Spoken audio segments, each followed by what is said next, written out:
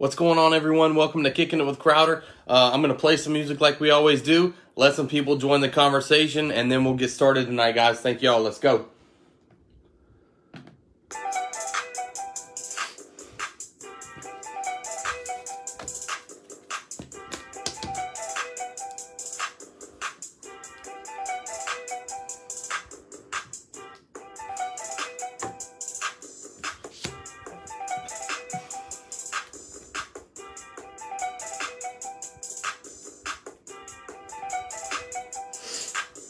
Yeah, guys, so hey, I'm really excited to bring you all this Super Bowl reaction show tonight.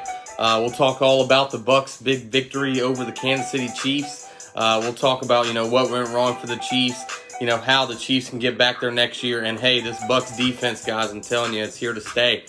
So Brady may be going back to another Super Bowl next year, but we'll get into all that tonight. Also, the NFL awards show.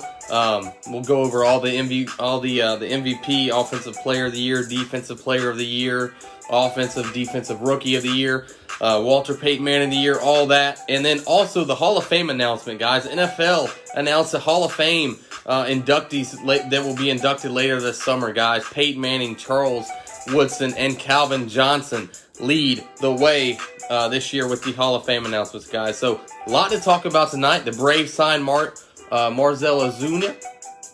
So that is an awesome signing by the Braves. I'm really excited that they brought him back. Marcell, he was a cog in that machine last year with the I almost said Kansas City Chiefs, with the Atlanta Braves. So I'm excited to see what he does. 4 years, $64 million with a fifth-year option. So a lot of stuff to talk about tonight. So guys, don't forget to comment, don't forget to like, don't forget to share, and we'll get this thing started here in just a second.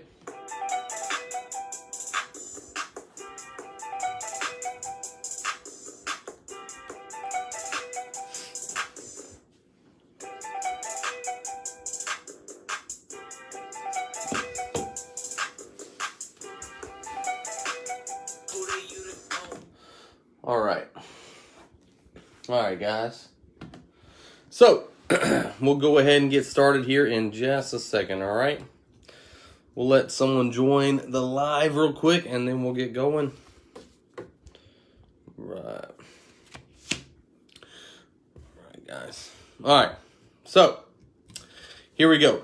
Kicking It with Crowder begins in 3, 2, 1. And what's up, everyone, and welcome to Kicking It with Crowder, episode 21 of season 2, number 72 overall, guys. So thank you if you've been around for the first show. If you're just watching tonight for the first time, guys, thank you so much for joining me tonight. So big story to break down. We're going over the Super Bowl. What happened, the 31-9 victory for Tom Brady and the Buccaneers, not the Patriots, guys. Tom Brady gets his first Super Bowl with the Buccaneers, 7th overall in Super Bowl 55. And Tom Brady, he played a very good game. He won MVP. You could have given the MVP to the whole Bucs defensive unit because that unit was special for what they did against Patrick Mahomes in this prolific offense. Tyreek Hill, Travis Kelce, Edwards-Helaire.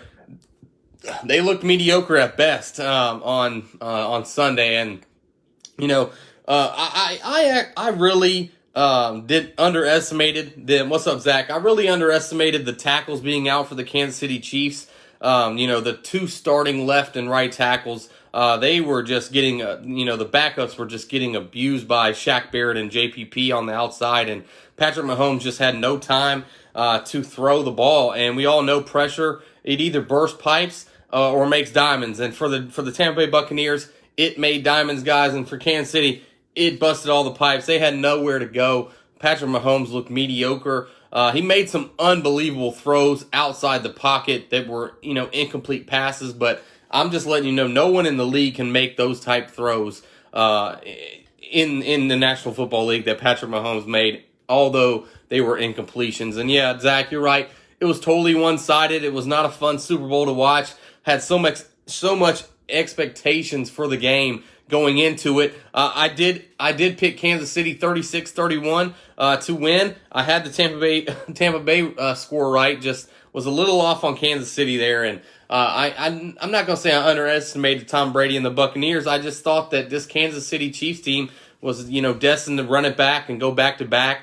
And I got to give credit to Brady, Fournette, Antonio Brown, Gronk. These 4 guys weren't even on the team last year with Tampa Bay, and with COVID going on this year, all the not as much practice time, they were able to get together and make it work, and they won their last 8 games, 4 in the playoffs, 4 in the regular season, and their defense is very, very special. Up front, of course, Shaq Barrett and JPP on the outside, Vita Vea and then Ndamukong Suh. That's about as good of a defensive line as you'll see in the NFL. Then you have the 2 linebackers, Levante David and Devin White, who they're underrated in my eyes. I really don't. They don't get enough love, and I think Devin White is turning into one of the best linebackers in all the National Football League. And then all the secondary did was hold Tyreek Hill to 2 catches on 13 yards after he had 13 catches for 269 yards the first game and 3 touchdowns. So,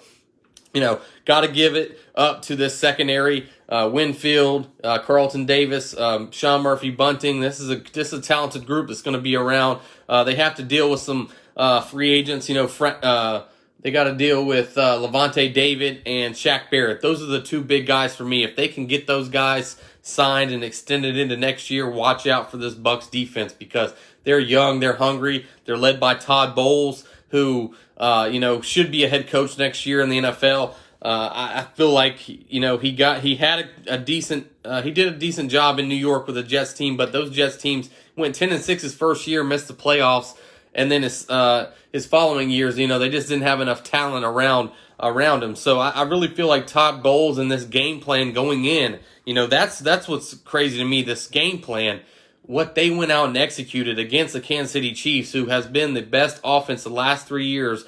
Patrick Mahomes has not lost a game by more than double digits in the last 3 years. And Tampa Bay just was able to play cover 2 safety, kind of over the top. These corners kind of pinch in a little bit and let nothing inside. And these linebackers letting them run. They were in nickel like 90% of the game. And Kansas City didn't take advantage of running the ball until it was kind of too late.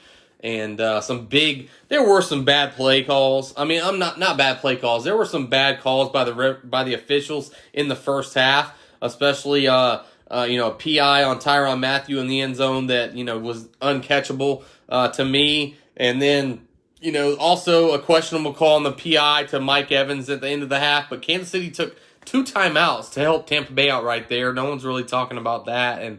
And I just always thought Mahomes in the third quarter was going to come out and just, he's going to throw a couple touchdowns and get the Chiefs back in it, but it just wasn't the case. But shout out to Bruce Arians, shout out to the GM for the Tampa Bay Buccaneers, Jason Litt. He is just unreal the way he's been able to build this team, and then he's able to go out and get Tom Brady, a 42-year-old quarterback from the New England Patriots. So shout out to him, Arians, Leftwich, Todd Bowles. They did a hell of a job coaching this team up. And 4 to 5 men rush the entire game. I mean, they weren't sending exotic blitz packages.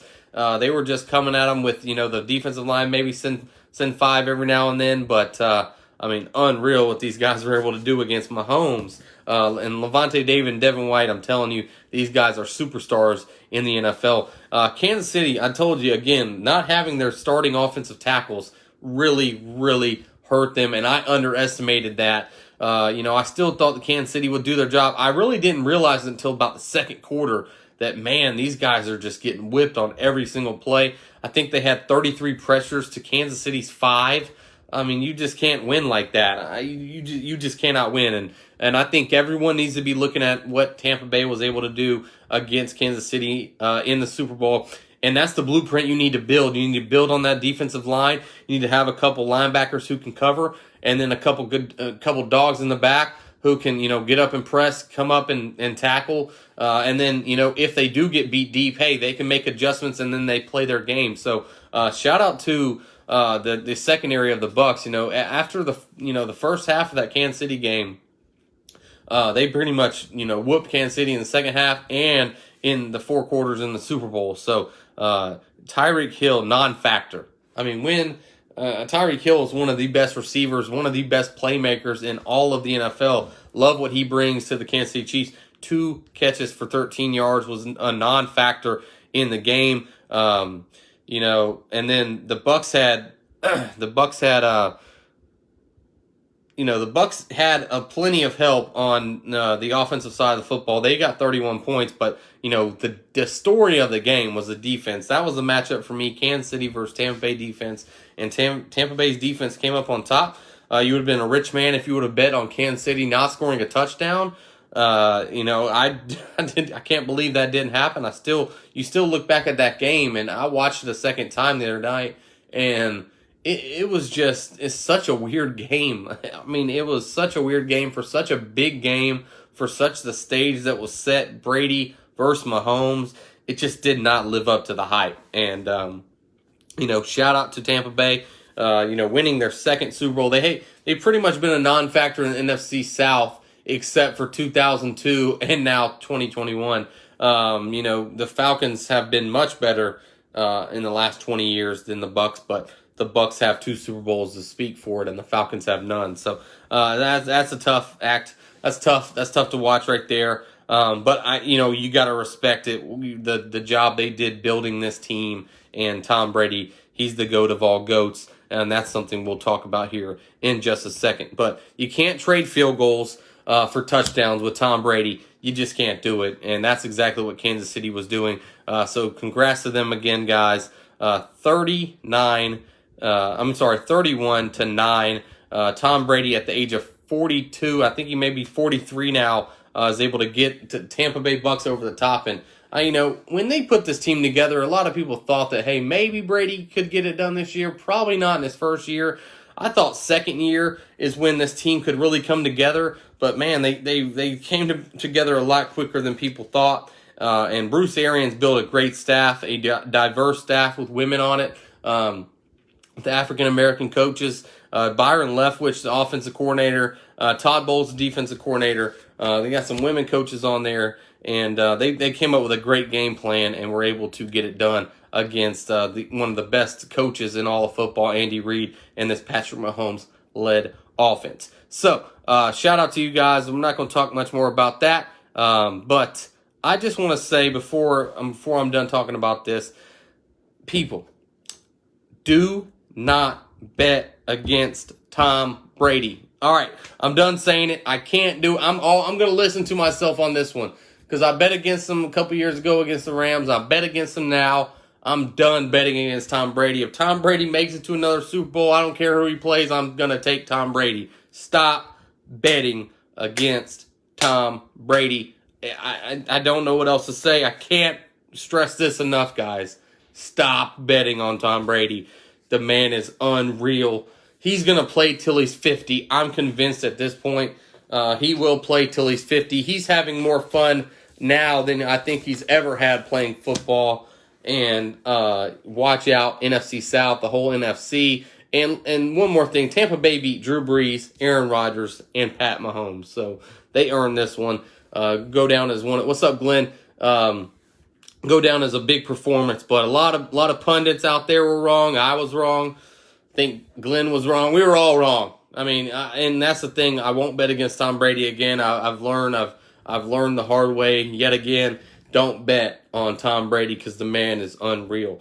All right, so we talked to Super Bowl guys. We were all shocked of what happened. We know what happened. The offensive tackles were just getting bum rushed. Patrick Mahomes had no time to throw. Bucks had a great game plan, great defense, did enough on offense to get the job done. So I want to talk a little bit about the NFL. Yeah, man, we were both wrong, but hey, that's the cool thing about it. I can come on this show the week later and say, hey, I was wrong, but at the end of the day, I went out there, thought it was going to be a good game, broke it down, told you why the Bucks could win, told you why the Chiefs could win, and the Bucks went out there and won. So it's all right, Glenn. We'll get the next one right, man. Don't worry about it. So NFL awards, guys. The 2020 season, not knowing what you're going to get going into the season versus what the NFL was able to bring this year was special. Aaron Rodgers just put on an absolute clinic this year with the Green Bay Packers. Him and Matt LaFleur are clicking on all levels right now. And Aaron Rodgers was able to bring home his third MVP award. He was awarded the MVP of the National Football League. Congratulations to Aaron Rodgers. is the guy who went out there after the Green Bay Packers drafted a quarterback in the first round. Instead of getting him some help on the defense, instead of helping the wide receiver core, they go out and they draft a quarterback in the first round. What does Aaron Rodgers do? Aaron Rodgers says, hey, hold my beer, and goes out there and balls out this year and throws 48 touchdowns, I believe, like 2 or 3 picks, and just goes out there and shows everybody that, hey, he's a bad, bad man. And he gave him the discount double check this year. Aaron Rodgers is your 2020 MVP of the National Football League, quarterback for the Green Bay Packers. The Offensive Player of the Year award, I thought this was pretty easy. Derrick Henry, running back for the Titans, 2,000 yards. I think he had 13 to 15 touchdowns. Big cog in this machine with the Tennessee Titans. Him and Ryan Tannehill are a great duo. They also have A.J. Brown on the outside, so they really have a nice trio there to build on in the future with Tennessee. So Derrick Henry, man, this is a guy who went in the second round, 45th overall. Are you kidding me? He went second round, 45th overall in the draft. Same draft that Zeke Elliott went 4th. I mean, and he's coming off a Heisman Trophy win. And, I mean, come on. How does that happen? Guy's 6'4". He's 6'3", 6'4", runs like a 4.4. He's built like a Mack truck. He run over you, run behind, run beside you, run through you. He doesn't matter. The guy is unreal. Derrick Henry, don't know how he went 45th in the draft a few years ago, but he's the Offensive Player of the Year in 2020 for the NFL, running back for the Tennessee Titans. And then the Defensive Player of the Year award, and this kind of really came down to 2 players.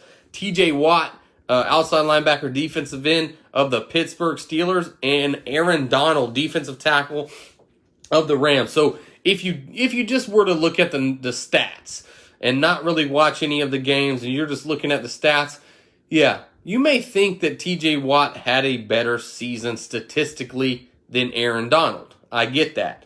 He had more sacks, and he basically had 7 categories. T.J. Watt was leading in 5 of them. Aaron Donald led in 2. He had more sacks, more pressures, all that, forced fumbles.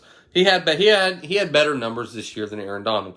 But what is not taken into account, if you just look at the statistics, is that Aaron Donald is either double teamed or triple teamed on every single play, and the guy still went out there and sacked the quarterback 13 times. Still went out there and had a bunch of forced fumbles. Still went out there and had fumble recoveries, quarterback pressures. You know where 99 is at all times. You try to double him. You try to triple him. You try to run away from him. It doesn't really matter. Aaron Donald is that good of a player. This guy went 14th overall in the draft in 2014. I think if you redid that draft, he'd be a top 3 pick. Probably the number 1 overall pick in that draft if you redid it right now. But Aaron Donald wins his 3rd Defensive Player of the Year award, joining the likes of T.J. Watt's brother, J.J. Watt. So Aaron Donald, a force to be reckoned with. The Rams also have Jalen Ramsey on the outside, shutting down almost every receiver he goes against. And they have Matt Stafford coming. So watch out for this Rams team. This team's going to be something serious in the future. The NFL award for the Offensive Rookie of the Year award was given to Justin Herbert, quarterback for the LA Chargers. Got through the most touchdown passes as a rookie. Almost had 4,000 yards as a rookie. Missed the first game of the year and then took over. And then once he took over, he just never gave the reins back. Justin Herbert, great story this year coming out of Oregon. And a little early for this, but, man, you got to think, man, the Miami Dolphins had a chance to get Herbert, got Tua.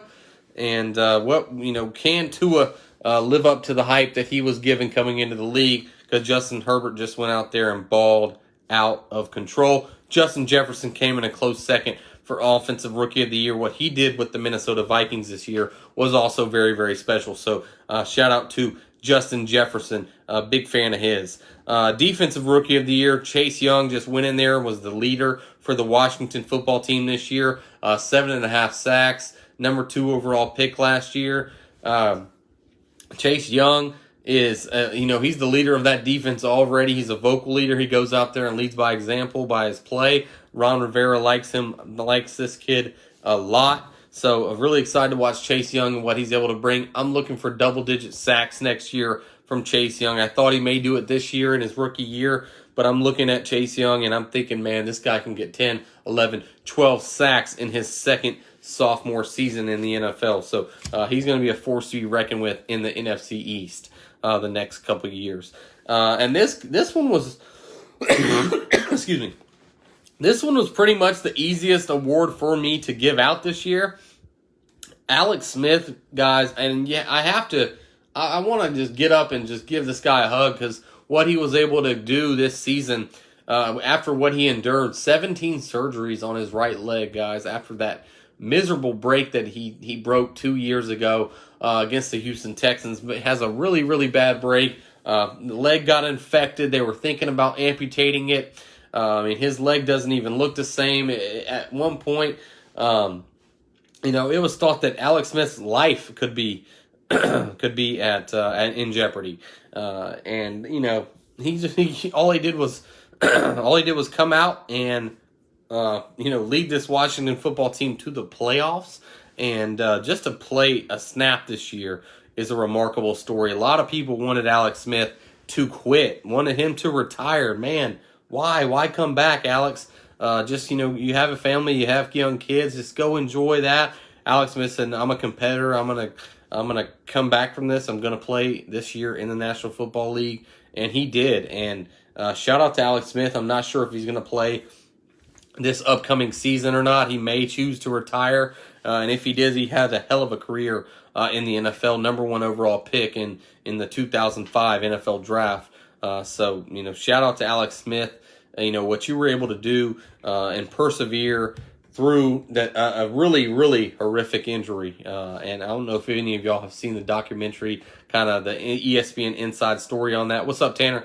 But it's really cool, man. Alex Smith, Comeback Player of the Year award winner this year in the NFL. So, Coach of the Year this year, guys. This one was a tough one because there were some really good coaches out there, but Kevin Stefanski, the former offensive coordinator for the Minnesota Vikings, was the head coach of the Cleveland Browns this year. He brings home Coach of the Year award, and anytime you get the Cleveland Browns into the playoffs, your name should be in the Coach of the Year conversation. I think Kevin Stefanski had done a heck of a job with Baker Mayfield, simplifying things, knowing what he does good, knowing what he doesn't. He's great outside the pocket. He's an underrated athlete in this league, and he had a decent season this year. Over 3,000 yard passing, I think 24, 25 touchdowns. The interceptions were down.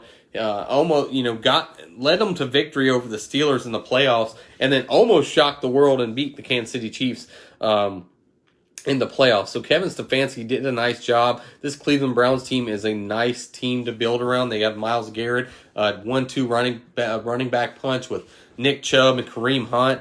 Really like this team. Odell Beckham, will he be back? Could they use him as a, trade piece, maybe get a first-round pick, maybe a second-round pick? They may try to move on from him. But they may try to run it back with OBJ and see what they got with him in the offense, and see was able to be out there this year. So Kevin Stefanski, Coach of the Year for the Cleveland Browns. Cleveland Browns are a team to watch out for in the AFC next year, okay? And then the Walter Payton Man of the Year award, guys. This is a guy who, goes out there. He hasn't missed a start in 9 years, 144 straight, 3rd round pick, 75th overall out of the University of Wisconsin. Also played at NC State, guys. And I'm talking about Sierra's husband, Russell Wilson, guys. NFL Man of the Year. Love watching Russell Wilson play. And what he does off the field and on the field is just spectacular. I love watching him. Big fan of his. Kind of a dual sport guy. Played baseball as well. 4th round pick of the Colorado Rockies. Played some minor league baseball. Was really considered going to go play baseball, but he made it.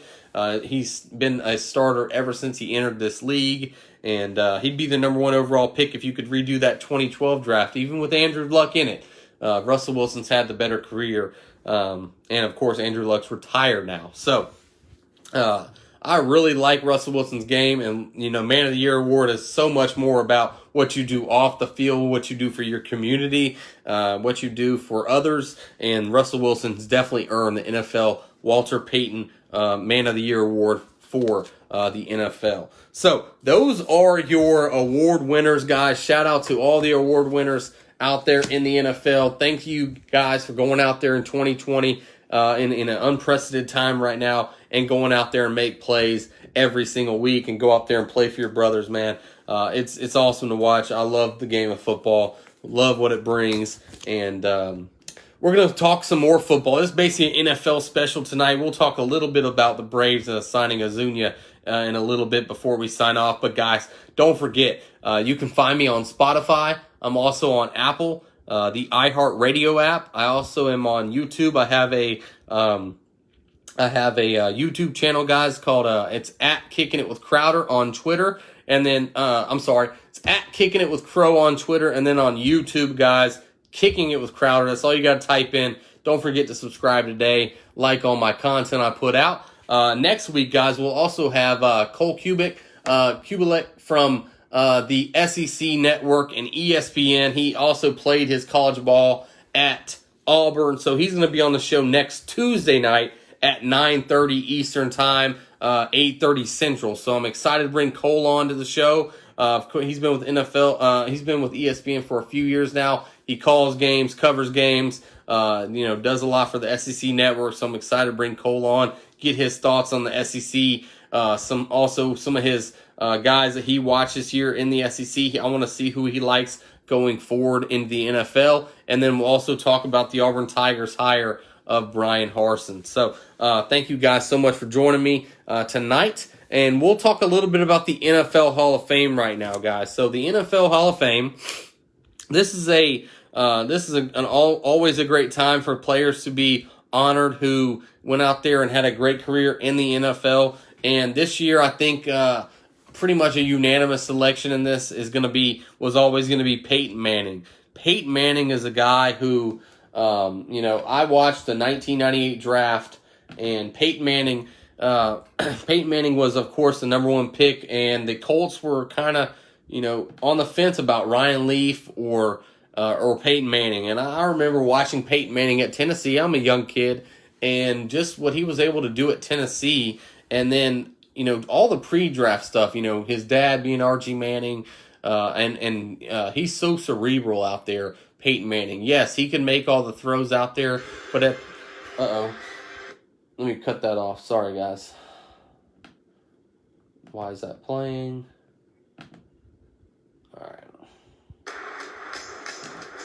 All right, sorry about that. All right, so Peyton Manning, he was so cerebral. He can make all the throws, but he's smarter than everyone out there, knows what everyone's supposed to be doing. And Peyton Manning was just a thrill to watch with the Indianapolis Colts and the Denver Broncos. Went out on top, winning his second Super Bowl with his second overall Super Bowl, first with the Broncos in 2015. The guy holds, so many records in the NFL. He's basically my favorite quarterback that I watched growing up. I always regarded him as the GOAT, but now it's kind of clear that Tom Brady is the GOAT. I can't really argue that argument anymore. But he did win a Super Bowl in 2006 with the Colts and then another one in 2015 with the Denver Broncos. He threw 55 touchdowns in 2013 with the Broncos. He also was the Super Bowl MVP in their first one. He ranks third in passing yards with almost 72,000. He is third in passing touchdowns with 539. And just, completions, he is fourth, third in touchdowns, first in game-winning drives. I mean, the guy was, everyone knew he was going to be a first ballot Hall of Famer, but just to see Peyton Manning and what he's able to be, what he's able to done for the game of football, he's going to be in the Hall of Fame. He'll be remembered forever. I love Peyton Manning. Interested to see if he'll maybe get involved with, maybe coaching or possibly a GM in the NFL. I would like to see that, but we'll see what happens with Peyton Manning in the future. But, guys, he's going to be a 2021 Hall of Fame inductee, and he deserves every bit of it. The next is another guy who was in that 98 draft with Peyton Manning, also a guy who beat out Peyton Manning for the Heisman Trophy in 98, and that is Charles Woodson, cornerback, safety, out of the University of Michigan. Charles Woodson was a top corner with the Oakland Raiders early in his career, and then he kind of shifted to a safety position, with the Packers, and went back to Oakland and played. But he was a Defensive Rookie of the Year award winner with the Raiders. Also, I think he was a Defensive Player of the Year award in 2009. In his he had 4 out of 7 seasons with the Packers. He also won a Super Bowl with the Packers. 65 career interceptions, which is 5th all time. 13 defensive touchdowns, which is most all time. He was the 4th overall pick in that 98 draft. He probably should have, looking back, went 2nd overall. But Charles Woodson was I loved watching him. Number 24, great corner, turned safety, and then he's going to be inducted into the Hall of Fame. And I think I liked him more as a safety at the end of his career, when he could, show people, hey, I can switch positions and still be a great, all-time player at this, because he was a star cornerback at the beginning, lockdown corner, 3-time first-team All-Pro. You're talking about a guy who went out there and gave it his all every single Sunday. And then the third big name, this is a great class. This is an 8-person class, but 3 names at the top really, resonate this class. Peyton Manning, Charles Woodson, and of course the third. What's up, Ashley? Calvin Johnson, the wide receiver out of Sandy Creek High School in Tyrone, Georgia. Played his college ball at Georgia Tech. This guy was, they call him Megatron, and I really loved watching Calvin Johnson play football. The guy is unreal. He played 8 years in the National Football League, retired a bit early. He was paired with Matthew Stafford, of course. I played 2 years without Matt Stafford, but then played 6 years with him for a Detroit team that just was never really that good. He had a competitive one. He had one competitive year during his 9-year career. 2nd overall pick in the 2007 draft, right after Jamarcus Russell. Wide receivers don't go number 2, but Calvin Johnson did.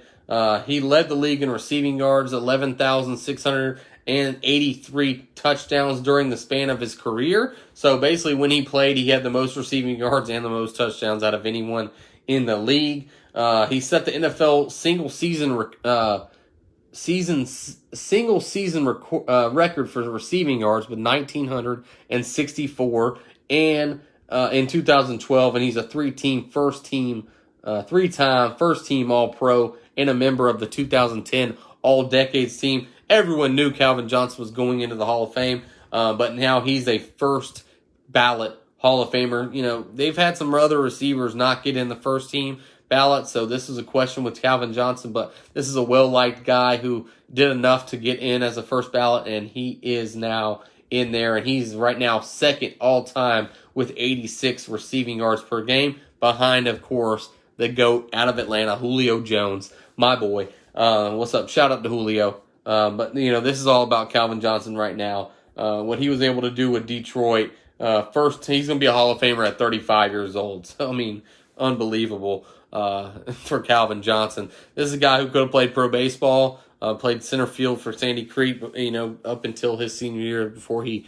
chose football. Didn't go to Georgia, went to Georgia Tech, and really put Georgia Tech on the map as a receiver. The next Hall of Fame announcement is a guy who is still in the NFL right now as a GM, and that is John Lynch, guys. John Lynch, safety for the Buccaneers. He was a heck of a safety. I loved watching him with the Buccaneers. Also finished his career with the Denver Broncos, and what he was able to do, as an anchor in that defense that also had Derek Brooks and Warren Sapp, and then it was John Lynch, and now all 3 of those guys are going to be inducted into the Pro Football Hall of Fame. He's a GM now, but he loves the game of football. He knows the game of football. This is his 9th year of eligibility and 8 straight as a finalist. So it's always nice to see these guys who, year in, year out don't get in, and then he does get in. He's a 2-time All-Pro. He's a founding member of that Tampa Bay run defense. and pass defense, and he was just unbelievable. His third-round pick in 1993. He recorded multiple interceptions in 9 consecutive seasons, and then 26 career interceptions, 13 sacks, and 16 forced fumbles. Also led the Tampa Bay Buccaneers to the Super Bowl in 2002, and then he joined the Broncos for his final 4 seasons. He is now a GM of the. He is now a GM for. He's a GM for the San Francisco 49ers, guiding them to the Super Bowl last year. Of course, they lost to Patrick Mahomes and the Kansas City Chiefs. But John Lynch is a guy who's going to be around football his whole life. And then, the class, also got to get some offensive line love. Alan Faneca, I think he was a guard. He played for the Pittsburgh Steelers. And he was eligible now, his 6th year of eligibility. He's part of the 2000s All-Decade team. Spent 10 seasons with the Steelers, blocking for Jerome Bettis and Willie Parker, who had 7 combined 1,000-yard seasons. He was a guard who, guards are known for pulling, but he's a tough nose guard. At the height of his career, he delivered a big block in a Super Bowl victory, a 75-yard rush. And he also paved the way for Thomas Jones later in his career with the New York Jets, finished out with Arizona. But this was a guy, he's an all-pro guard, a guy who you can plug in there and you know what you're going to get, doesn't give up sacks, great run blocker. Alan Faneca, shout out to you. You're a Hall of Famer, sir. And then Drew Pearson, guys. This is a guy who... I think he is a guy who played earlier. He's a senior finalist for the 2021 class. This is a guy who the Hail Mary was named after Drew Pearson. So he's a part of the 1970s All-Decade team. Had 7,800 receiving yards, caught nearly 500 passes, and 48 touchdowns in his career. He was the first 88. For the Dallas Cowboys, of course. Now Michael Irvin and then Dez Bryant were 88, but also won a couple Super Bowls with the Cowboys as well. And then we got Tom Flores. Tom Flores was a player and a coach for the Oakland Raiders. He should have been in the Hall of Fame a long time ago. He's another kind of senior finalist. And then Billy Nunn. He's a Steelers. He's part of the Steelers organization. He's kind of a sports writer for the Pittsburgh Steelers. So shout out to Bill Nunn, Tom Flores, Drew Pearson, Alan Faneca, John Lynch, Calvin Johnson, Charles Woodson, and of course the quarterback out of all this group, Peyton Manning. You guys will be inducted into the Hall of Fame in Canton in 2021. I hope there can be that Hall of Fame game and you guys can all get out there and be recognized and then get your bust and your gold jacket. So guys, hell of a class the NFL is bringing out for the Hall of Fame in 2021. So, guys, you missed it. We're at the end of the show, but we went ahead and talked a Super Bowl recap and why the Tampa Bay Buccaneers defense were able to dominate Patrick Mahomes. Those tackles definitely had those missing tackles definitely had a big key in that game.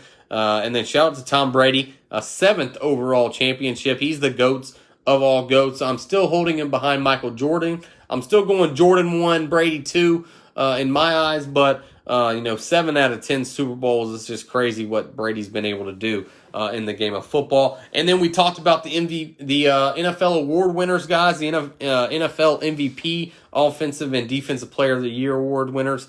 Of course, if you missed it, guys, Aaron Rodgers won the MVP, Offensive Rookie of the Year. Derrick Henry, Defensive Player of the Year. Aaron Donald, Offensive Rookie. Justin Herbert, Defensive Rookie of the Year. Chase Young. What's up, Dad? And then Comeback Player Alex Smith, Russell Wilson, Walter Payton Man of the Year, and Kevin Stefanski was the Coach of the Year. So, want to talk a little bit about the Atlanta Braves and what they were able to do last week. I talked about it after the LA Dodgers signed Trevor Bauer. I came on the show last Thursday night, and I asked the Atlanta Braves and Alex Annapolis, what are you going to do? Something has to be done right now. You have to make an answer for this signing of Bauer to the Dodgers. Of course, a couple weeks ago, the Mets were able to get Francisco Lindor and Carrasco from the Indians. The Braves have been silent, but they're silent no more. They signed Marcell Ozuna to a 4-year, $64 million deal with a 5th-year, $15 million option. So Marcell Ozuna is going to be the left fielder for the Atlanta Braves. Of course, he'll be taken out in the later innings, 8th and 9th inning. He'll probably be taken out as for a defensive replacement. But he'll be a DH when we play the AL. Hopefully, the MLB will open their eyes and change the universal DH rule, but they have not changed that rule yet. But Marcell Ozuna gives the Braves his best 1-2-3 punch in the National League with Ronald Acuna Jr. and then Freddie Freeman, the MVP from last year, and then Marcell Ozuna. Then you're going to have Denard, Riley, Albies. I mean, and Pache. This lineup is going to be very good. Also has a deep pitching staff. So I don't think they're done yet. I do not think the Atlanta Braves are done yet. I think Jose Ramirez trade could be a real possibility with the Cleveland Indians. I think Justin Turner, a guy, if you could steal him away from the Los Angeles Dodgers, I think that would be a plus for the Atlanta Braves. So Justin Turner, Jose Ramirez are another two guys to watch out for right there. And I think they're pretty good as a start with their starting rotation. Also, they signed a Cincinnati reliever as well today. So I think they're good in the bullpen as well. They may look to sign Melanson, but they have not signed him yet. But I think they're going to spend a little bit more money going into the season. So the show now with football being over, guys, football, NFL, and college football are over. So we're going to shift more towards draft profiles and stuff like that. Of course, I'll have my top 100 big board. I'll also have my position rankings coming out later this year. I'll be doing my first mock draft here in just a few weeks. I want to dive into a little bit more of the scouting for the players before I make this list. And then, of course, guys, we're going to be talking NBA and then MLB now a lot more now that football is over with, guys. So, of course, like I said, Tuesday night, 9:30 Eastern Time, 8:30 Central Time, I will have Cole Kubelek from the SEC Network and ESPN on the show next week, talking some SEC football with us for about 20 minutes. I'm really excited to bring Cole on. Reached out to him. He said he'd come on. So a big thank you to Cole for coming on the show next week. So, guys, don't miss that. Of course, thank you guys so much for following me tonight. Don't forget to comment. Don't forget to like. Share this thing out there so more people can see it. And, guys, don't forget to follow my page, Kicking It with Crowder. That's where you can find all my content. Also, Twitter, YouTube, all the above. So, guys, thank you so much for kicking it with me tonight. This was episode 21 of Season 2, 72 overall. Couldn't do it without you guys. So, thank y'all so much. Give me a like, give me a subscribe, give me a rating anytime, guys. So, hey, until next week on Tuesday night, Kicking It with Crowder, I'm out. Let's go.